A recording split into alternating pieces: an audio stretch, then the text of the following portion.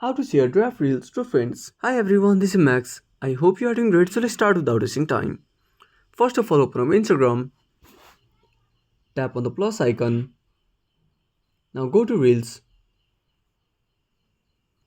Now click on Drafts. Now select the draft.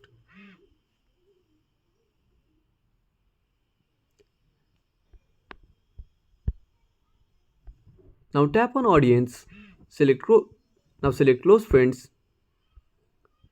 Now select the pe- now select the friend. Now select the friends you want to share with. Click on Done and tap on Share. Now you can go to your profile, tap on the reel, send it and send it to your friends.